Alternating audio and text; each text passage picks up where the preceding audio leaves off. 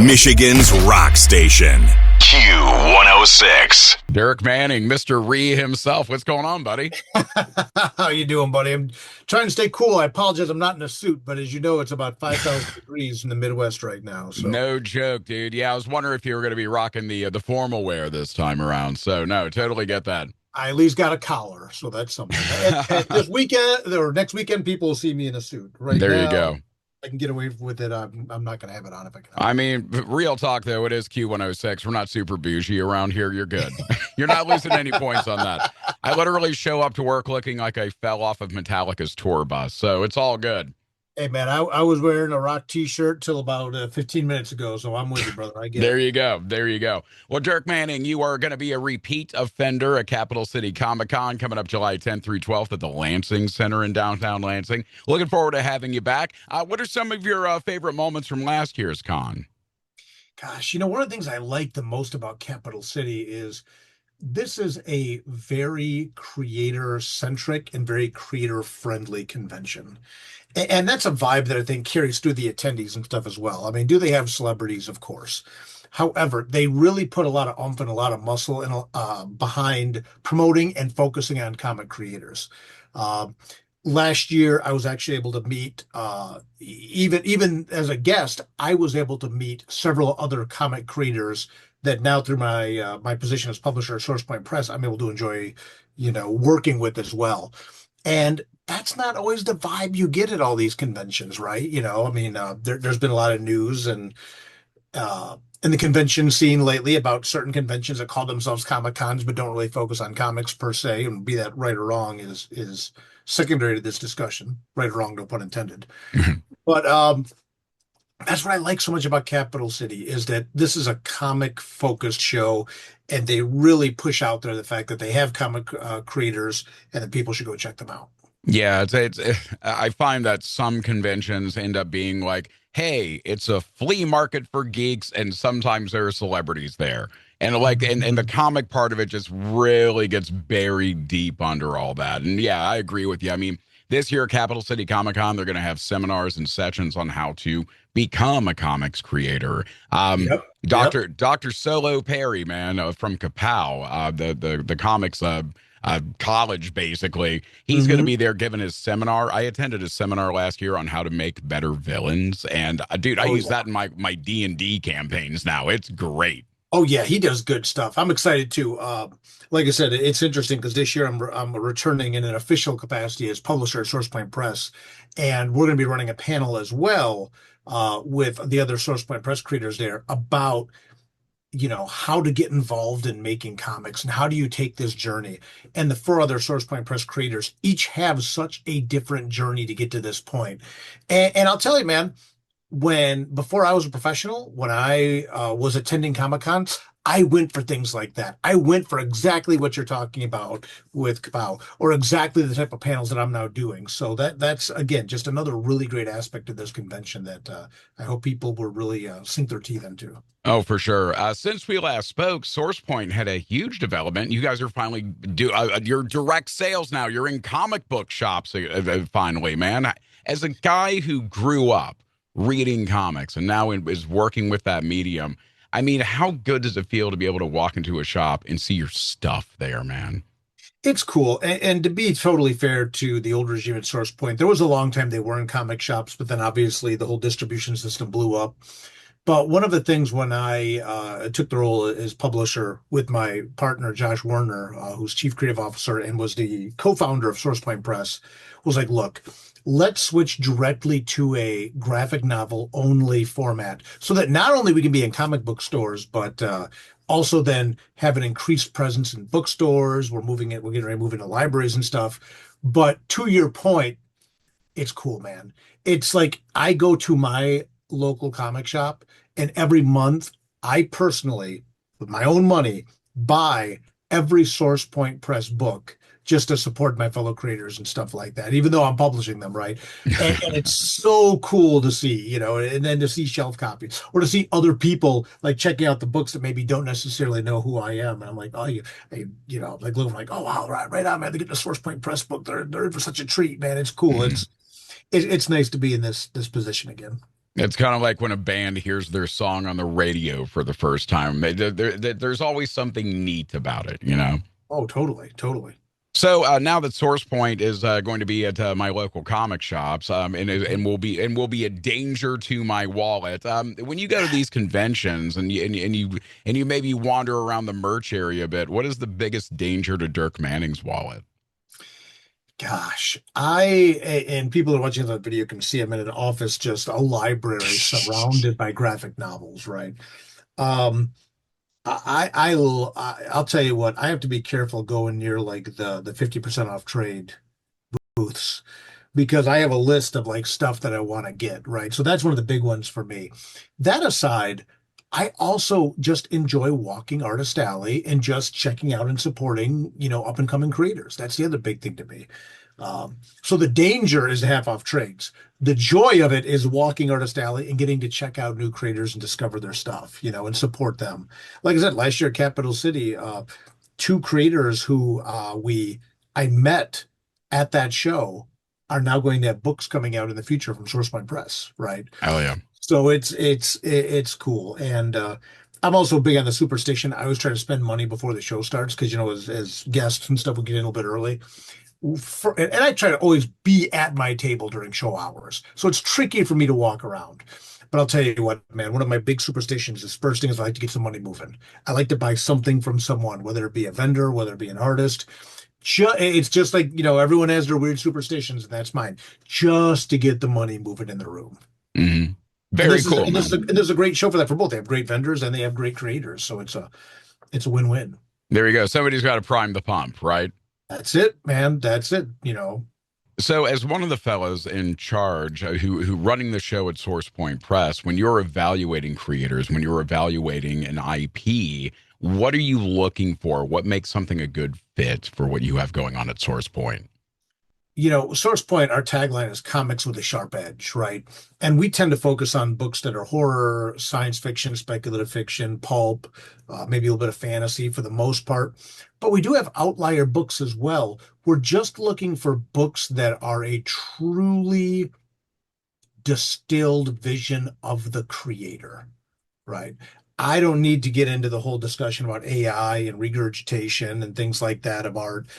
What we're looking for is what is the book that only you can make? And then as a creator, is this a book that you are willing to get out there and really beat the street and pound the pavement and do the interview circuit on as well? Those are the two biggest factors for us, right?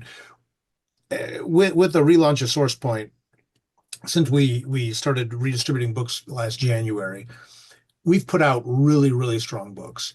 And we've put out books that honestly, maybe I think surprised us with how well they sold. And there's books that we wanted to maybe even do a little bit better. And oftentimes when we go back and look at it, it comes down to how hard is the creator promoting it? I'm a writer, believe it or not, and people who only know me publicly may not believe this. I'm a very introverted person at heart.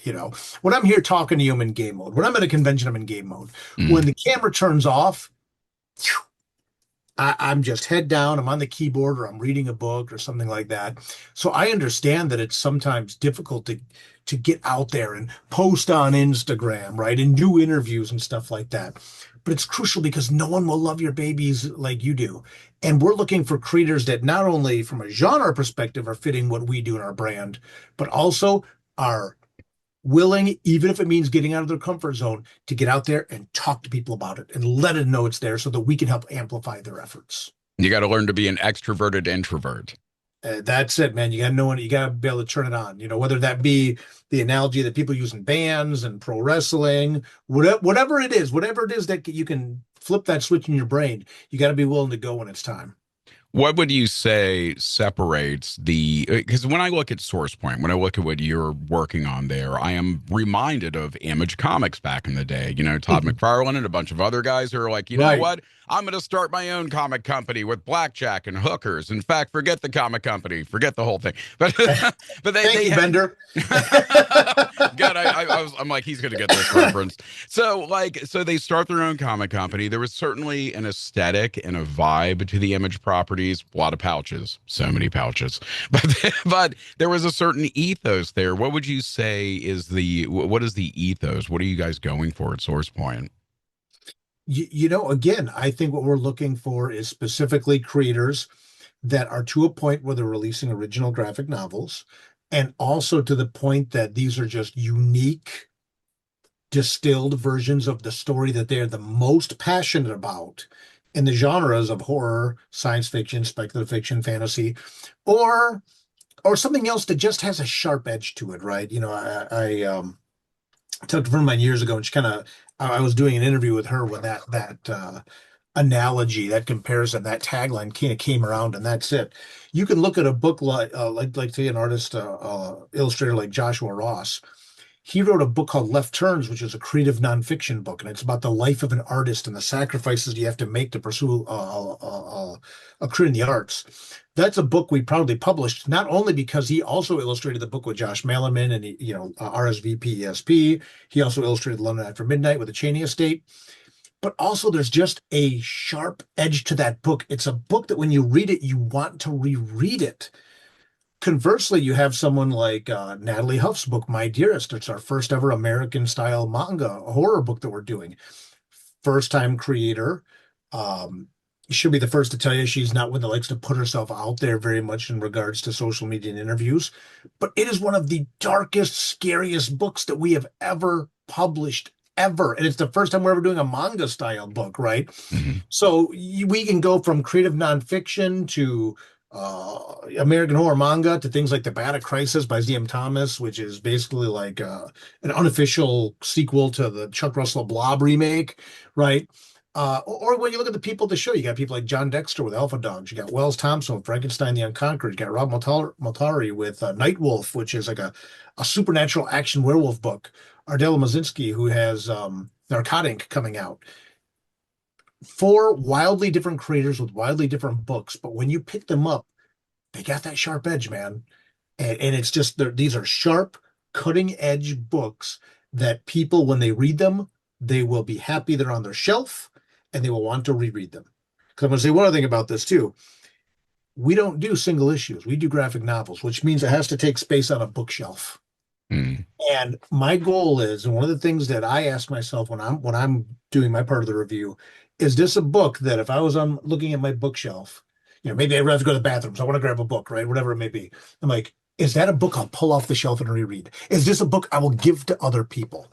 Is this a book that I'll be happy to own, that'll bring me joy when I see it? That is what we publish. That sharp edge style book, that book that gets the readers excited. Oh yeah, thick spines or get out. That's it. That's it. I love it. I love it. With all of those sharp edges that we're talking about here, Dirk Manning also has a sweet side to him. What is the best ice cream you've had since we last spoke? Because you were an explorer of culinary culture through frosted dairy treats. Absolutely. Especially in this weather, goodness gracious. Um, it's funny, actually, right after Capital City last year, and I wish I could remember exactly where it was. I had really good shaved ice for the first time. Ooh. And I always kind of poo-pooed shaved ice because I think of like a Slurpee, which is just, ground up ice with a little syrup in it. But that was good. But that aside, when it comes to ice cream with me, you can't go wrong with a chocolate peanut butter. You can't go wrong with like a mint chocolate chip. Anything chocolate based is good. I just stay away from vanilla. And I know the vanilla gang, the vanilla contingent is strong.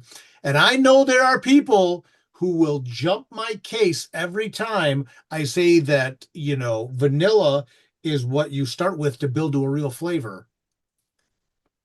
That's it. I understand that people like vanilla and I don't want to yuck people's yum, but for me, give me something with chocolate in it. Give me a chocolate based ice cream or a mint chocolate chip, and that's where I'll be living. He's not in the pockets of big vanilla. Thank you. That's it. I'm not in the pockets of big vanilla. And I'm not going to say that everyone that flies the flag for vanilla ice cream is, but to me, it's like, don't you want something with, I don't know, like flavor? Right. A little bite to it.